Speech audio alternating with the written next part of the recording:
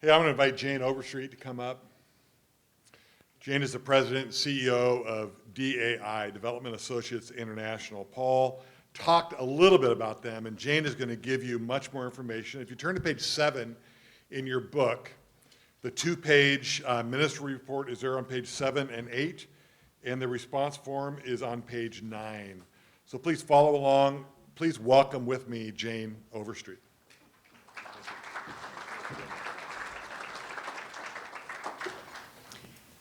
You know, I think I first met Paul in like 1998, and I swore then I would never speak after him. And here I am tonight speaking after him. Thank you very much for letting me be with you and have the privilege to introduce Development Associates International, or DAI as we call it, to you. If you go to one of the small countries in which we work in the world, we're often just known as DAI. It's not really an acronym I was ever going for, but they just simply took the DAI and called it DAI. So anyway, it's not exactly friendly, but it is memorable, so we go with it. I am totally amazed that so many of you are here just solely for the purpose of learning more about what's going on in the world and thinking about engaging, and that is fabulous. Thank you so much. I am truly amazed at it, and I'm so grateful for you. So, we are an organization that cares a lot about leaders. And let me just explain a little bit about why. We believe leadership really matters, and when a leader fails, we all lose. Let me give you an example. Recently, I was just heartbroken to get a report on this little ministry up in Northeast India that works with job creation and microloans through churches in a very impoverished area of that country. And the report was that, unfortunately, they had just discovered that the CEO was stealing money from the organization, and the board nor the staff had realized it. And as a result of that report, donors stepped away because they knew they couldn't trust things there. The ministry collapsed, and by far the saddest part was that this incredibly critical ministry that they were providing stopped, and all the people who were benefiting no longer could benefit. And it's a tragedy that doesn't need to happen, but it happens way too often, because leading in our world today is really, really difficult, and people who are trying to lead and do the right thing in their communities need support, they need help, they need training. The good news is God is wonderfully at work. He is doing absolutely amazing things. More people are coming to know him, as Paul was talking about. More people are getting jobs for the poor and working in that sector it's needed. There's more justice coming for widows and orphans. There's better health care and education coming, relief for the suffering. And God's bringing all this because this is his kingdom coming on earth, and this is what he's all about. But the reality is he chooses us to do these things. He doesn't sovereignly do them without us. And in order to do them, leaders are needed. So what's the real key to effective, sustainable change? Local, servant-hearted leaders. And that's a lot of why DAI does all the things that it does, because we love working with these people. They're the most amazing people in the world, because they're living in the communities, not unlike what Jose was saying, where there are so many issues and troubles. And as local people there, they are trying to bring the help that's needed. The leaders that DAI works with are all sorts of people. There are certainly pastors that we work with, but there's NGO leaders, there's business leaders, educators, politicians, medical professionals, amazing number of doctors that we work with in different parts of the world, business owners, relief workers, and more. These are people that are making a huge difference in their communities. DAI focuses where the kind of thing that we do is least available. So these are places with least access to good leadership development. So often these are the most impoverished places, the places where justice is just not found, and the places where there's great need. What does DAI do? We do a lot of different types of educating. We have a wild variety of programs in that, a lot of consulting, a lot of mentoring, but almost everything we do is extremely relational because leaders as people need someone coming alongside and someone who can serve with them and someone who cares. And that's why almost all of our staff are local leaders themselves who speak the language, who understand the culture, who care deeply about their fellow leaders. I'd like to introduce you to one of these through a video. And it's a wonderful leader who works in the tribal regions of the Amazon. So let me just go ahead and do that.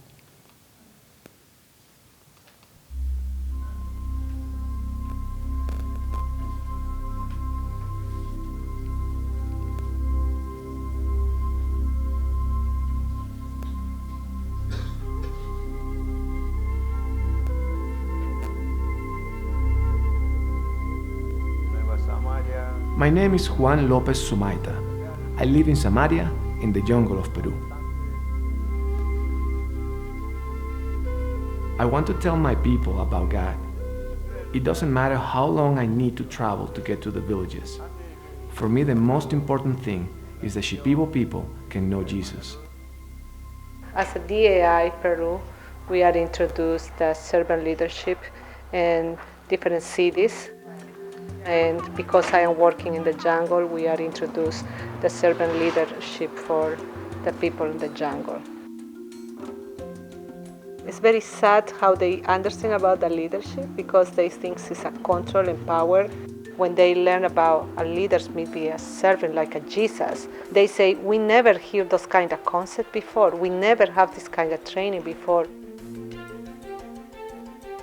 Before, I always thought that a leader was the boss, someone who told everyone else what to do. But DAI has taught us something different. A leader is someone who serves, who gives support to people. God has been teaching me what it means to live as a Christian.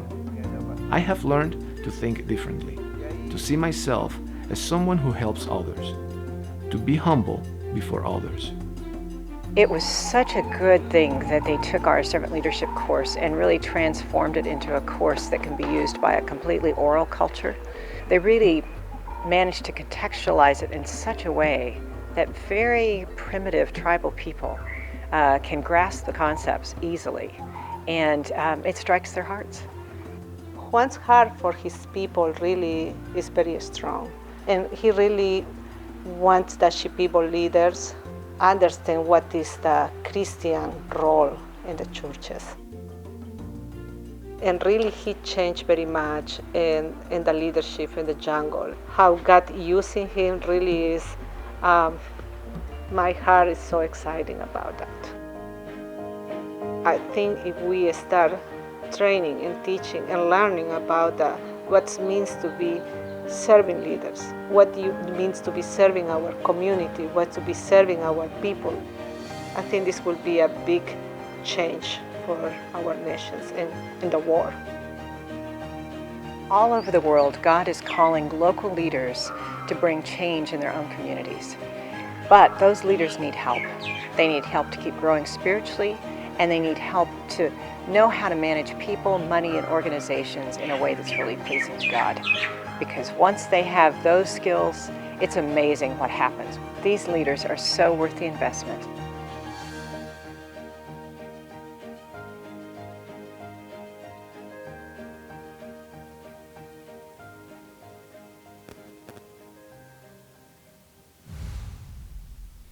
Okay, so that gives you sort of one end of the spectrum of the kind of leaders we get to work with. But then I kind of wanted to give you the other end of the spectrum, and that is business and political leaders in some of the capital cities of the world.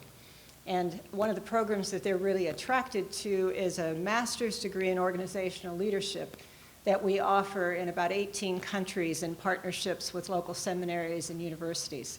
So I want to introduce you to Irene, who works with the First Lady of Uganda.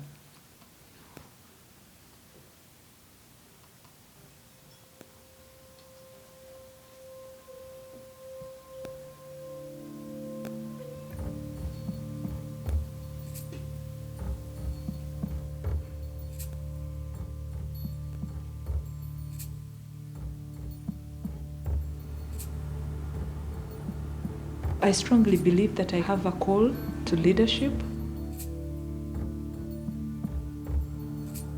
From January 2010, I have been with the First Lady as her Principal Secretary. One of the problems we are grappling with is corruption. Uganda has gone through a lot of turmoil, a lot of war, a lot of poverty.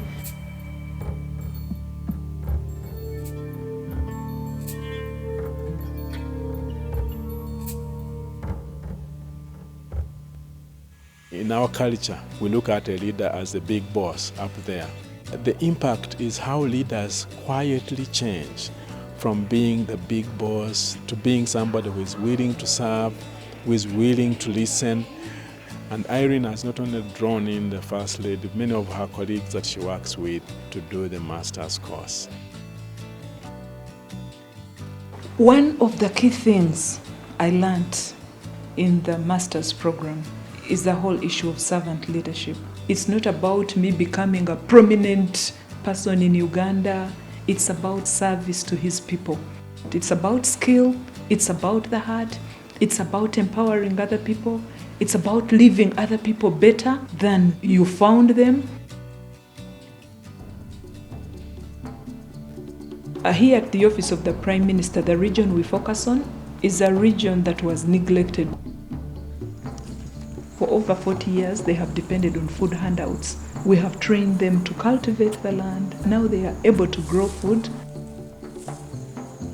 From the awareness in our training, we counted that as a privilege to serve Karamoja. God has given us the privilege to go to Karamoja and turn around their lives. Her life has zeal to serve in humility as a result really of the DAI material. And she's opened for us the door to be able to reach the highest office, which is transformational. The integrity and the skill is a tremendous need for Africa. I keep telling myself that this is not a destination, this is still part of the journey. I'm excited about the future. I have learned so many things that I can take up any leadership role, any challenge, because of the training.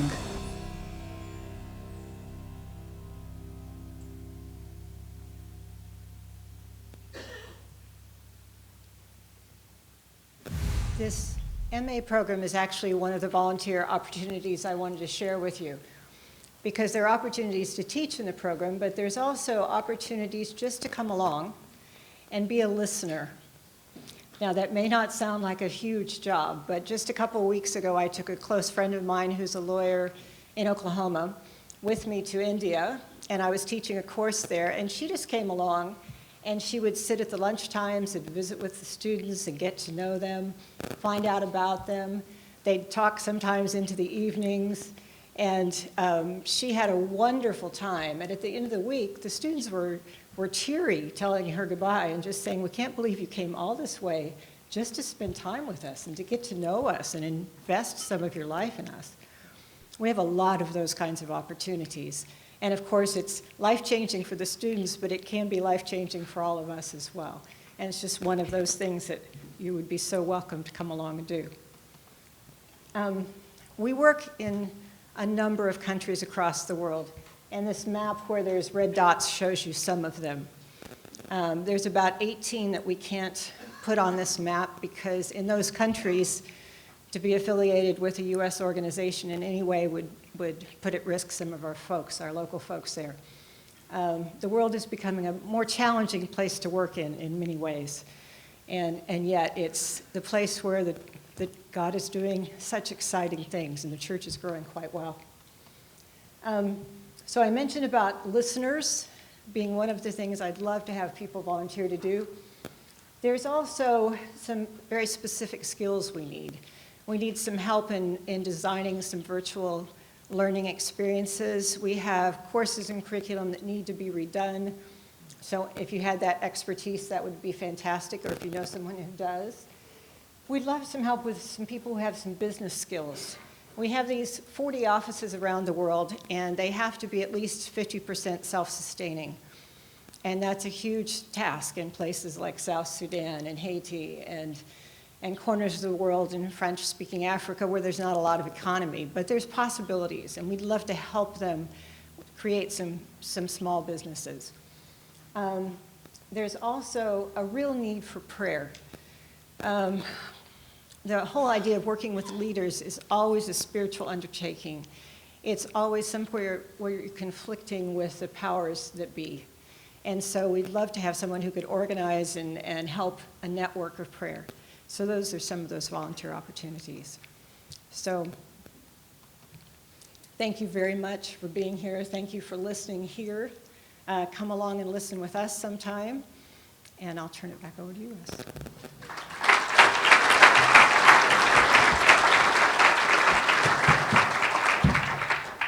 Let's pray for Jane.